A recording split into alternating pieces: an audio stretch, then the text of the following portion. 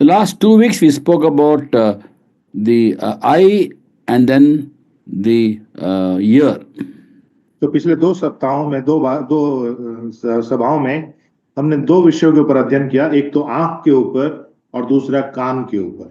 In the book of Romans chapter 6 verse 13 it says, "Do not offer the parts of body to sin as instruments of wickedness, but offer yourselves to God as those brought from death to life, and offer the parts of body to Him as instruments of righteousness." तो Romeo 6:13 में हम पढ़ते हैं, और न अपने अंगों को अधर्म के हथियार होने के लिए पाप को सौंपो, पर अपने आप को मरे हुओं में से जी उठा हुआ जानकर परमेश्वर को सौंपो, और अपने अंगों को धर्म के हथियार होने के लिए परमेश्वर को सौंपो। God will change our weakness and make it into strength. If earlier our eye was a weakness, it will become a strength. We look at things of God. If a ear was a weakness, we listen to gossip and slander. Now it becomes a strength. We listen to the word of God. और प्रभु हमारी कमजोरियों को हमारे शक्ति में बदल देते हैं, बल में बदल देते हैं। और पहले हमारी आंखें हमारी कमजोरी थी, जब हम कुछ और भी देखते थे, लेकिन और इसी रीति से कान हमारी कमजोरी थी, हम कुछ गलत बातों को सुनते थे या कानाफूसी करते थे, लेकिन प्रभु ने उस कमजोरी को हमारे बल में बदल दी। But the most difficult part of our body is the tongue. और हमारे जो शरीर का सबसे कठिन भाग है वो है हमारी जीभ। Today we're going to speak about the tongue. और आज हम जीभ के ऊपर अध्ययन करेंगे। The book of James chapter 3 verse 1 to 11, James writes elaborately about the tongue. और याकूब की पत्री उसका 3रा अध्याय और 1 से लेकर 11 आयत के बीच में याकूब अपनी पत्री में जीभ के ऊपर बड़ा विस्तृत वर्णन करते हैं।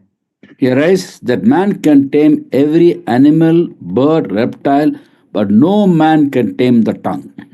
और वो ऐसा लिखते हैं कि मनुष्य बड़े-बड़े जीव जंतुओं को अपने वश में कर सकता है, लेकिन अपनी जीभ को अपने वश में नहीं कर सकता। It's a restless evil full of deadly poison. ये एक अधर्म का लोक है और सारे आग है और विष से भरा हुआ है। And with the same tongue we praise God and curse people. This should not be. और इसी जीभ से हम लोगों को आशीर्वाद देते हैं और लोगों को श्राप देते हैं और प्रभु की आराधना भी करते हैं। So how do you deal with the tongue? If no man can tame the tongue, how can we control our tongue? तो अगर कोई अपनी जीभ को वश में नहीं कर सकता, तो हम कैसे अपनी जीभ को वश में करें? But the good news is, even though we cannot tame the tongue, God can tame the tongue. लेकिन खुशी का समाचार यही है कि हम तो अपनी जीभ को वश में नहीं कर सकते, लेकिन प्रभु हमारी जीभ को वश में कर सकते हैं। So give our weakness to him and ask him to change the way we speak. और इसलिए अपने जो कमजोरी है प्रभु के हाथ में सौंप दें और प्रभु से प्रार्थना करें कि हे प्रभु, मेरी इस कमजोरी को परिवर्तित कर दें। Now we are the workmanship of God, and God makes us a display of his splendor, the Bible says. और प्रभु का वचन कहता है कि हम तो परमेश्वर की हस्तकला हैं और प्रभु अपनी हस्तकला के द्वारा से अपने भुजबल को प्रकट करता है। He works in and through us to make us a display of his splendor, and we are the workmanship of God. We are the clay, he is the potter, and he changes us. और प्रभु अपने हमारे द्वारा से में और हमारे द्वारा से अपने उस आश्चर्य कर्म को, जो अद्भुत कार्य वो करते हैं, उसको वो प्रकट करते हैं, और वो हमारे कुम्हार हैं और हम मिट्टी हैं। He is in the process of making our spirit, soul, and body blameless at the coming of our Lord. और हमारे प्राण, देह, आत्मा को पाप रहित या शुद्ध करने के लिए प्रभु ने अपने आप को दिया है। While he is at work in us, we can come in the way of God's work by going our own way and not letting him have full control of our lives. अगर प्रभु हमारे जीवन में काम कर सकते हैं, लेकिन अगर हम प्रभु को कार्य नहीं करने देंगे, अपनी इच्छा के अनुसार हम चलते रहेंगे, तो फिर वो हमारे जीवन में काम नहीं कर पाएंगे। In the 3rd chapter of James, the first few verses, James writes about how a big horse is controlled by a small bit. और याकूब की पत्री 3रे अध्याय की 1, 2, 3 आयतों में याकूब ऐसे लिखते हैं कि घोड़ों को मुंह में लगाम लगाते हैं और उनकी देह को हम फेर सकते हैं। A big ship is controlled by a small rudder. बड़ा जहाज जो है एक छोटे से पतवार से माझी के द्वारा नियंत्रित की जाती है। A forest fire set in flames by a small spark. और छोटी सी चिंगारी से पूरे जंगल में आग लग सकती है। And James writes about how even the tongue is like a fire, it's a restless evil full of deadly poison. और फिर वो ये कहते हैं कि जीभ जो है एक आग है और जीभ हमारे अंगों में अधर्म का एक लोक है। Our whole personality can be completely corrupted by little part of the body under the tongue.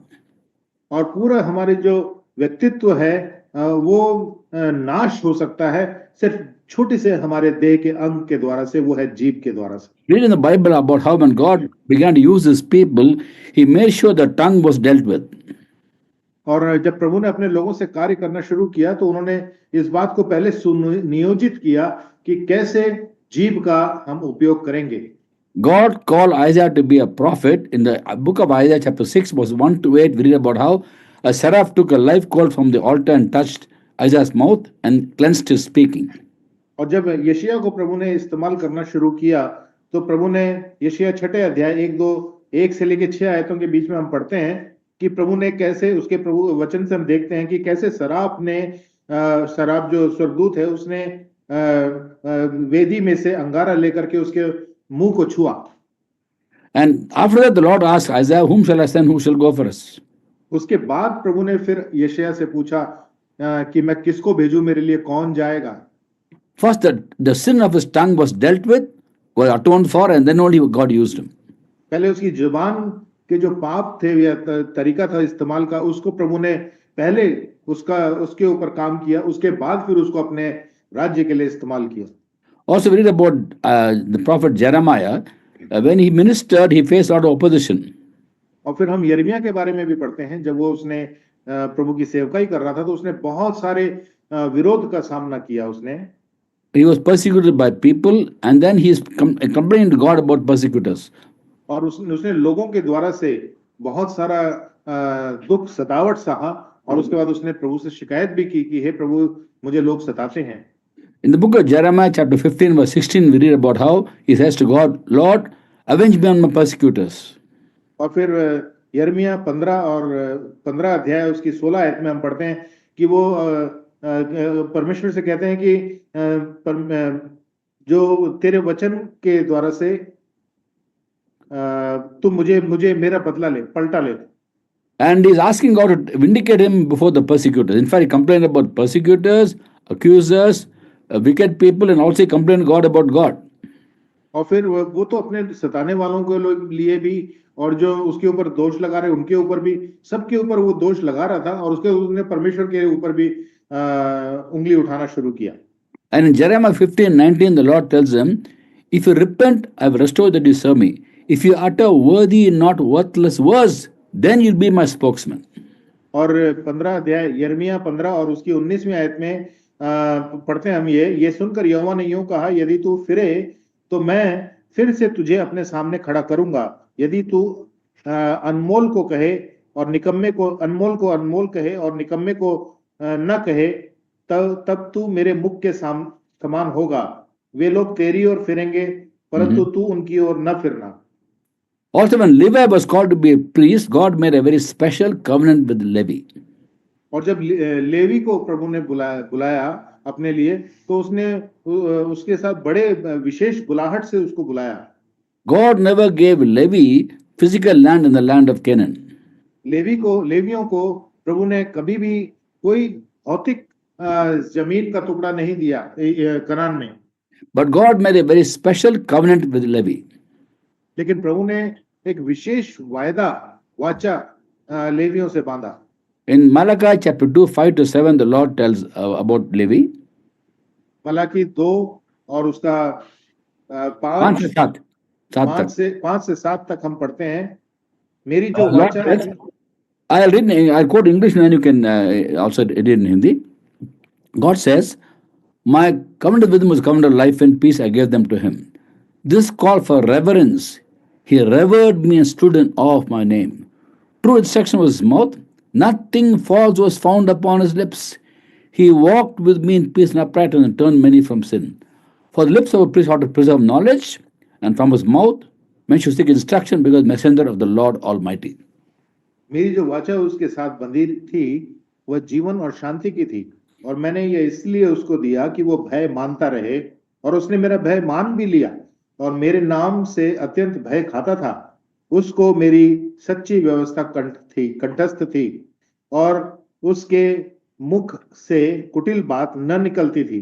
वह शांति और सिधाई से मेरे संग संग चलता था और बहुतों को अधर्म से लौटा ले आया था, क्योंकि याजक को चाहिए कि वह अपने होठों से ज्ञान की रक्षा करे और लोग उसके मुंह से व्यवस्था पूछें, क्योंकि वह सेनाओं के यहोवा का दूत है।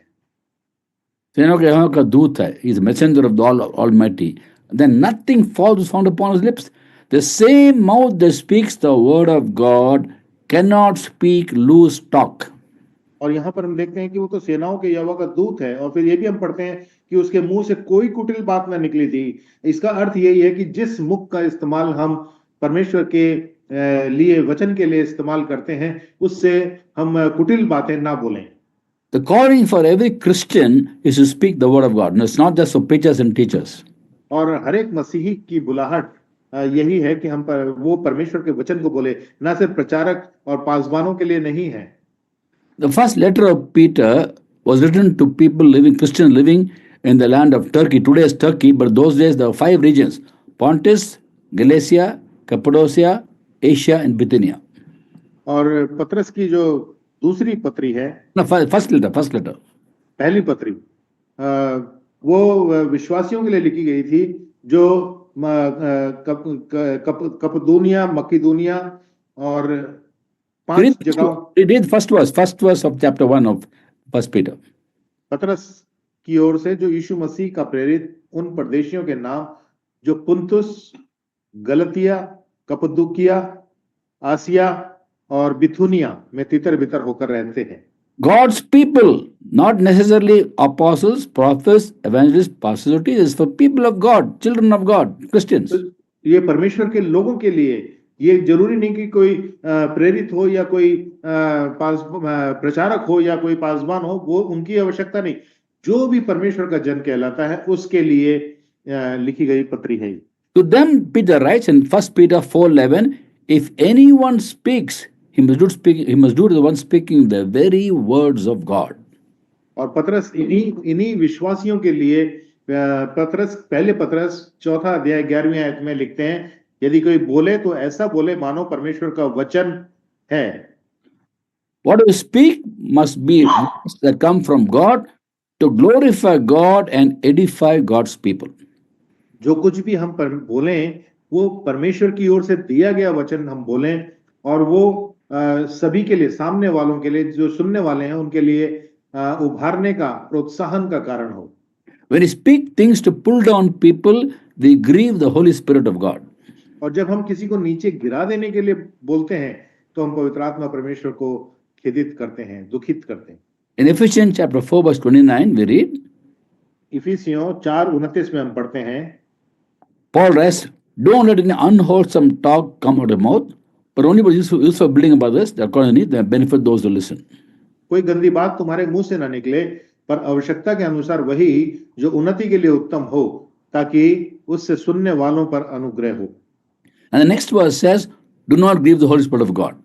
और फिर अगली आयत कहती है, 30वीं आयत, और परमेश्वर के पवित्र आत्मा को शोकित मत करो। So when we speak loose words, we grieve the Holy Spirit who lives inside us. जब हम हल्के शब्दों का उपयोग करते हैं या गलत शब्दों का उपयोग करते हैं, तो हम पवित्र आत्मा परमेश्वर जो हमारे हृदय में निवास करते हैं उनको हम दुखित करते हैं, शोकित करते हैं। When we speak led by the Holy Spirit, we will always speaking things to lift up the name of the Lord and build up people. Not pull them down, but build up people. जब हम परमेश्वर के वचन के आधार पर प्रभु की ओर से दी गई बातों को पवित्र आत्मा से बोलते हैं, तो वो बातें लोगों को, सामने वालों को ऊंचा उठाती है, ना कि उनको नीचे गिराती है। So why do Christians then speak words that are not glorifying God and edifying people? तो फिर आज जो मसीही लोग हैं वो ऐसे शब्दों का उपयोग नहीं करते, क्यों करते हैं, क्यों नहीं करते हैं जो परमेश्वर की महिमा करें? Why this problem of the tongue? ये क्यों जीभ हमारे लिए समस्या बनी हुई है? The heart of the problem of the tongue is a problem of the heart. और जो जीभ की जो समस्या है वो हृदय से जुड़ी हुई है। So the actual problem of the heart. ये हकीकत में देखा जाए तो ये हृदय की समस्या है। Heart means the inner man. और जो हृदय का मतलब है हमारा भीतरी मनुष्यत्व, अंदरूनी मनुष्यत्व। The Lord Jesus had told the disciples, when the Pharisees complained about the disciples of Jesus, that they don't wash their hands before they eat, Jesus said, प्रभु यीशु मसीह से जब फरीसियों ने बोला कि तेरे चेले हाथ धो के क्यों नहीं खाते, तो प्रभु यीशु मसीह ने ऐसा कहा। the Lord said, what goes in man's mouth doesn't make him unclean, what comes out of the mouth makes him unclean. प्रभु ने कहा जो कुछ भी मनुष्य के मुख से उसके भीतर जाता है वो उसको अशुद्ध नहीं करता, वरन वो जो मनुष्य के भीतर से निकलता है वो मनुष्य को अशुद्ध करता है। Whatever we eat goes into the body, into the stomach, and comes out as excrement later on. और फिर जो भी हम भोजन के रूप में जो भी हम मुंह से खाते हैं वो हमारे पेट में पड़ता है और संडास में निकल जाता है। What comes out of the mouth makes us unclean. लेकिन जो मुख से निकलता है वो हमें अशुद्ध करता है। What comes from the mouth comes from the heart. क्योंकि जो मुंह से निकलता है वो हृदय से निकलता है। That's what makes a man unclean. और वो बातें मनुष्य को अशुद्ध करती। The 12th chapter of Matthew, मत्ती उसका 12वां अध्याय, we read in verse 34. उसका 34 आयत को हम पढ़ते हैं। The Lord spoke about how the abundant in the heart the mouth speaks.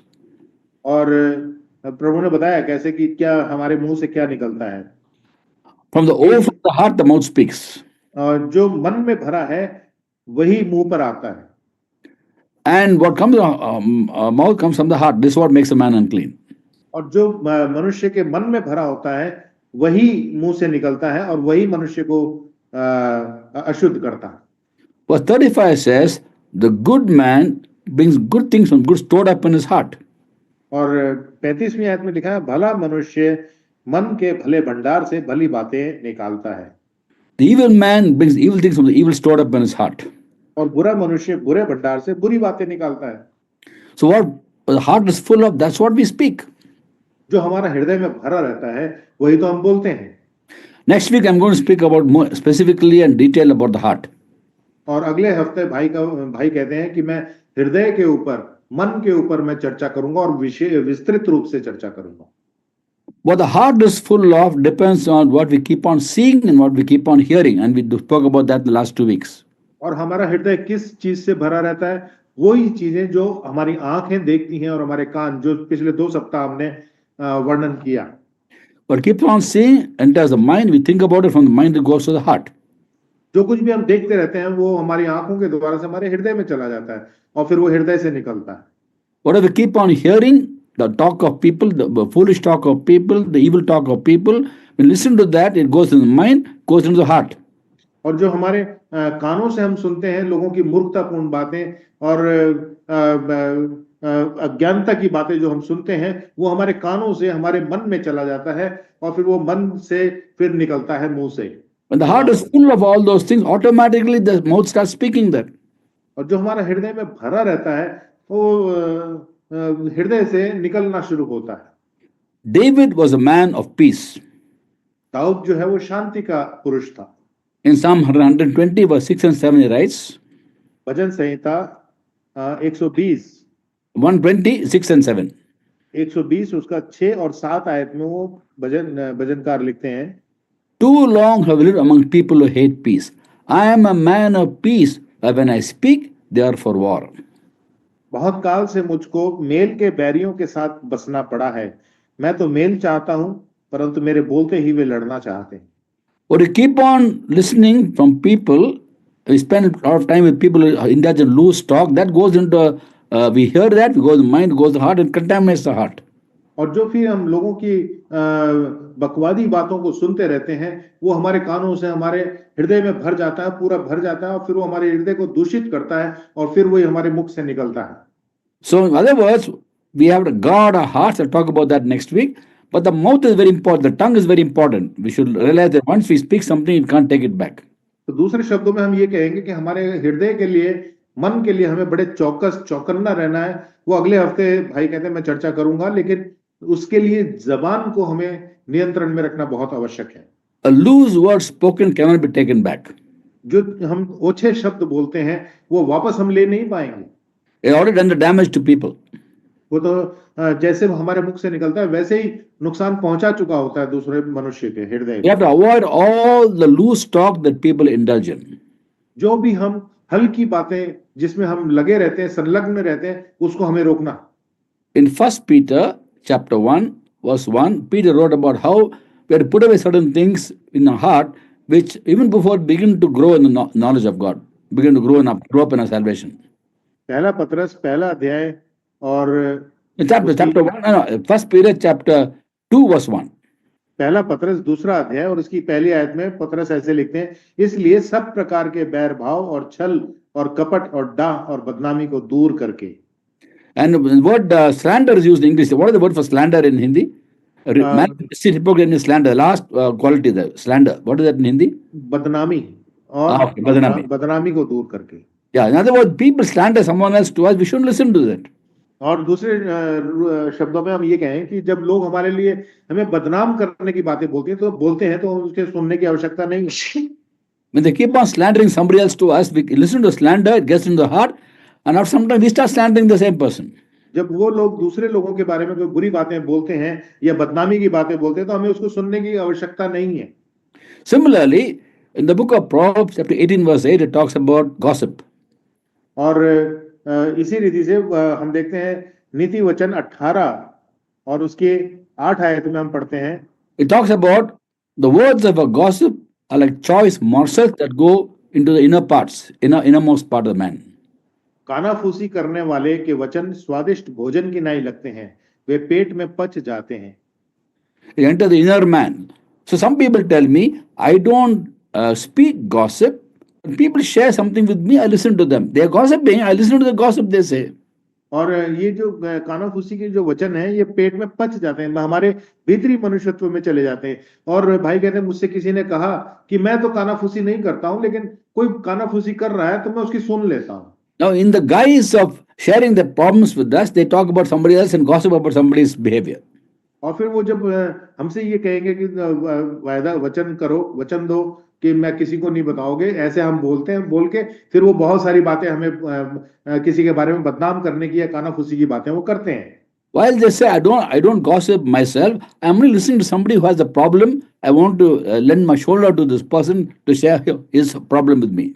और फिर जब हम कभी वो व्यक्ति ऐसे बोलते हैं कि मैं तो कानाफूसी करता नहीं, मैं या बदनामी की बातें मैं करता नहीं हूँ, लेकिन कोई मेरे को बता रहा है तो अपना हृदय खोल के मेरे सामने रखता है, तो मैं उसको उसके बोझ को हल्का करने के लिए उसकी बातें सुन लेता हूँ. The other person actually slandering, is gossiping, and you're listening to that. अगर हकीकत में तो सामने वाला व्यक्ति जो है वो दूसरे को बदनाम करने के लिए कानाफूसी कर रहा है. What happens then? Deep in the inner parts enters the heart of man. और फिर उसकी जो वो बातें हैं वो हमारे भीतरी मनुष्यत्व में घर कर लेती हैं. Ultimately, you'll end up speaking the same thing to somebody else. और फिर आप ये होगा कि आप भी वही बातें आगे जाकर किसी और के सामने सेम वही बातें आप बोलेंगे. So slander, gossip, false testimony has to be totally avoided. The tongue should not speak that. और ये जो हमने बदनाम करने वाली बातें, कानाफूसी की बातें और झूठी गवाहियां किसी के बारे में देना, ये इससे हमें अपने आप को बचाए रखना. Also in the letter of Paul in chapter 4 verse 31, Paul writes, इफिसियों 4:31 में पौलुस लिखते हैं, get rid of all bitterness, rage and anger, brawling and slander. सब प्रकार की कड़वाहट और प्रकोप और क्रोध और कलह और निंदा सब बैर भाव समेत तुमसे दूर किए जाएं. Be kind and compassionate one another and forgive each other just as in Christ God forgave you. और एक दूसरे पर कृपाल और करुणामय और जैसे परमेश्वर ने मसीह में तुम्हारे अपराध क्षमा किए वैसे ही तुम भी एक दूसरे के अपराध क्षमा करो. And don't keep angry thoughts in your heart, also bitterness, because ultimately it will come out and you start speaking badly about people. और हमारे हृदय में किसी के लिए कड़वाहट या क्रोध या प्रकोप इस तरह के विचार हम ना रखें, क्योंकि नहीं तो अगर हम रखेंगे तो एक समय आएगा कि वे हमारे मन से भी मुंह से भी निकलने लगेगा. Similarly, grumbling is something God hates also. और इसी रीति से कुड़कुड़ाना भी एक ऐसी चीज है जिससे प्रभु घृणा करते हैं. In Philippians chapter 2 verse 14 onwards is written, do everything without complaining or arguing. फिलिपियों 4 verse 14 onwards. दूसरा अध्याय 14 से 16 तक. 4 का 14 से 16. 2 brother, Philippians chapter 2 14 to 16. दूसरा अध्याय और उसका 14 से 16, सब काम बिना कुड़कुड़ाए और बिना विवाद के किया करो, ताकि तुम निर्दोष और भोले होकर टेढ़े और हठीले लोगों के बीच परमेश्वर के निष्कलंक संतान बने रहो, जिनके बीच में तुम जीवन भर जीवन का वचन लिए हुए जगत में जलते हुए दीपकों की नाई दिखाई देते हो, कि मसीह के दिन मुझे घमंड करने का कारण हो कि न मेरा दौड़ना और न मेरा परिश्रम करना व्यर्थ हुआ। Do everything without complaining or arguing. जो भी काम हम करते हैं बिना कुड़कुड़ाई किए, बिना विवाद के करें। So grumbling, arguing, slandering, malicious talk, gossip, backbiting is not for a Christian. Such words should never come out of our mouths.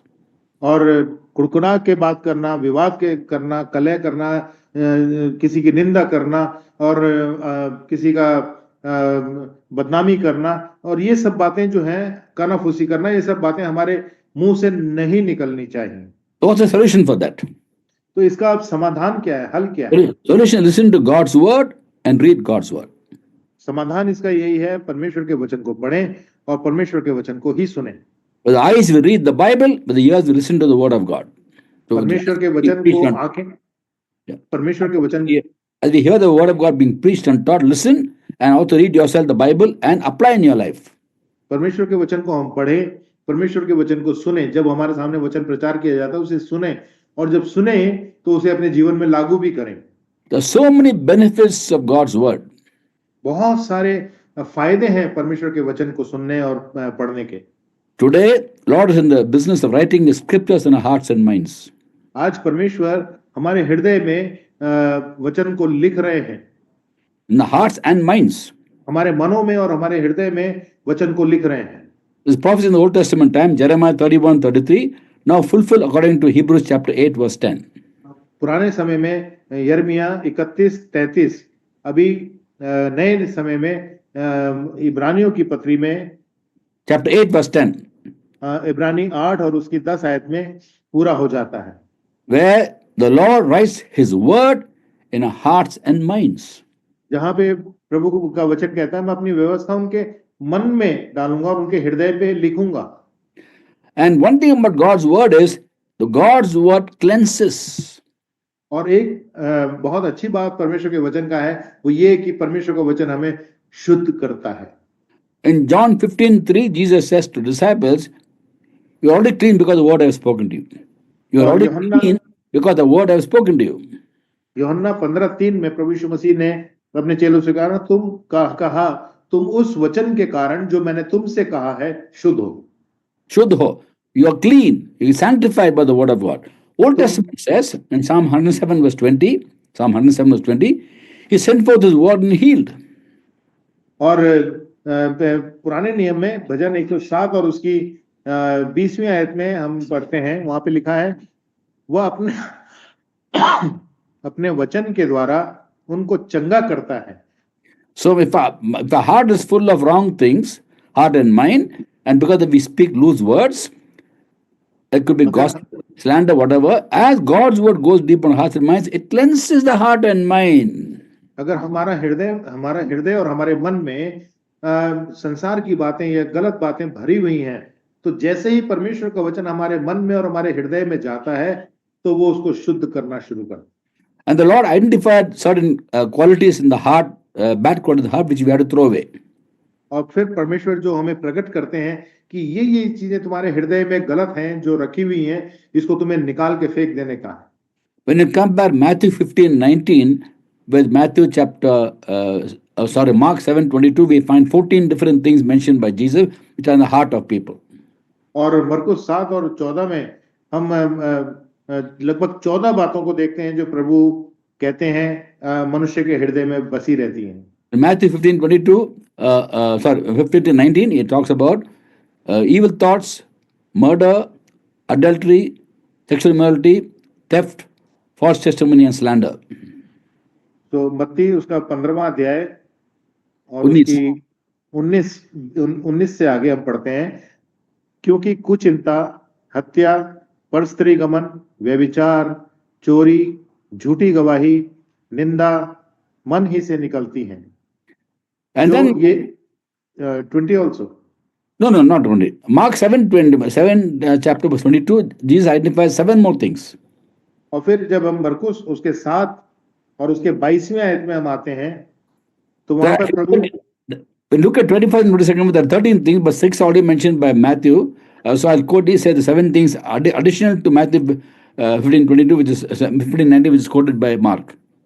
सो जो हमने मत्ती 15-19 में जो हमने पढ़ा वही कुछ उसमें से कुछ बातों को भी और उसके अलावा करीब 13 बातों को और यहाँ पर मरकुस भी लिख रहे हैं वो लिखते हैं No, actually, he talks about 13. 6 are already mentioned by Matthew. The extra 7 points are the following.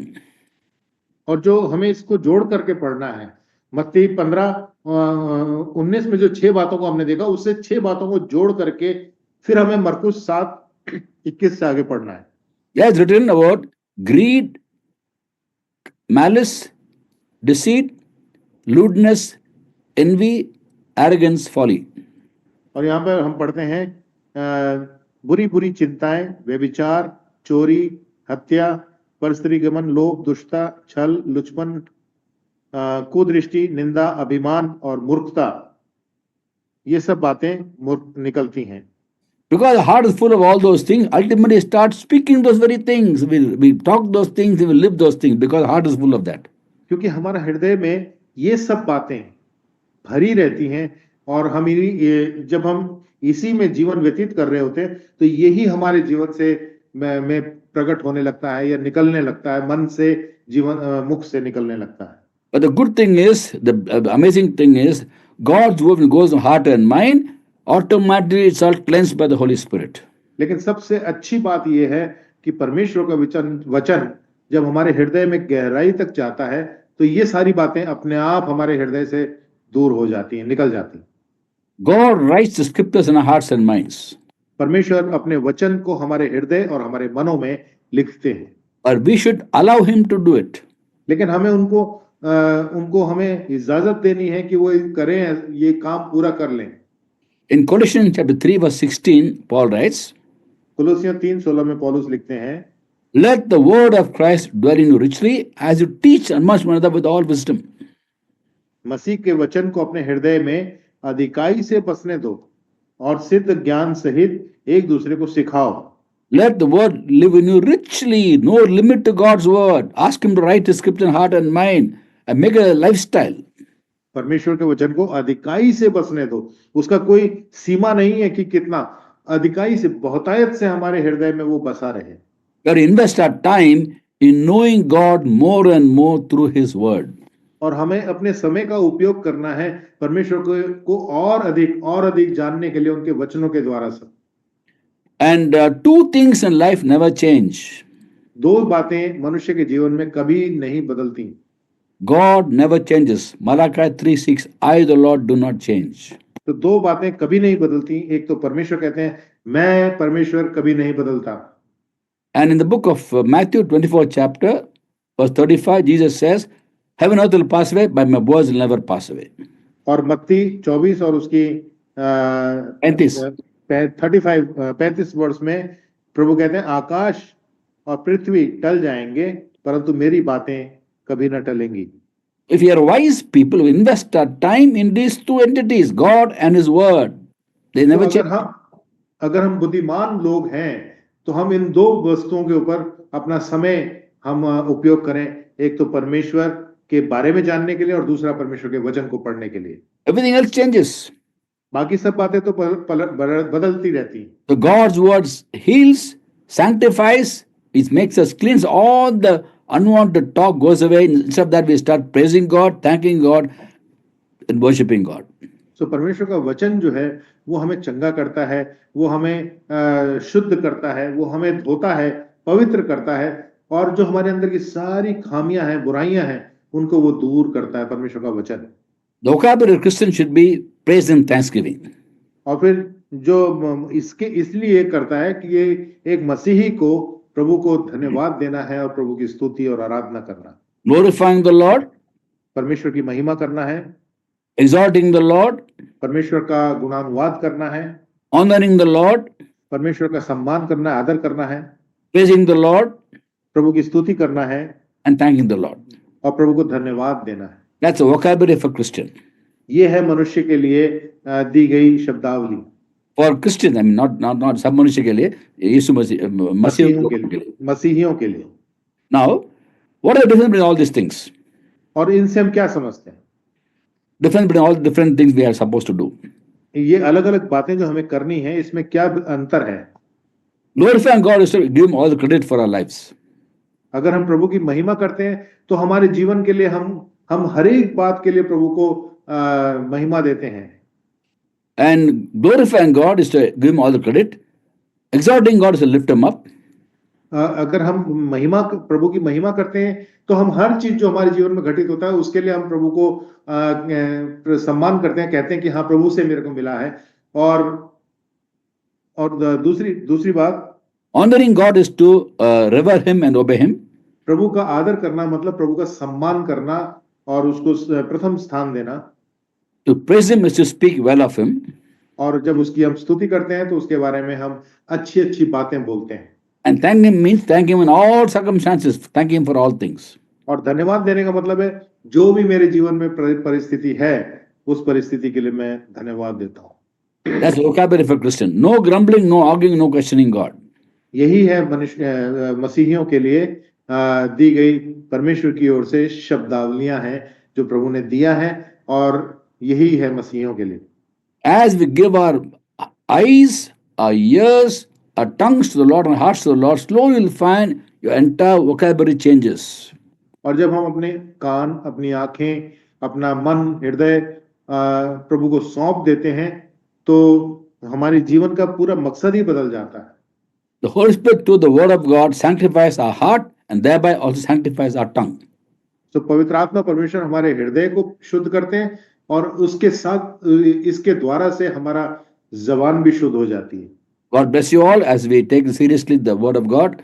And remember, while God wants to display our whole life to other people, we can come in the way by allowing our tongue to misbehave.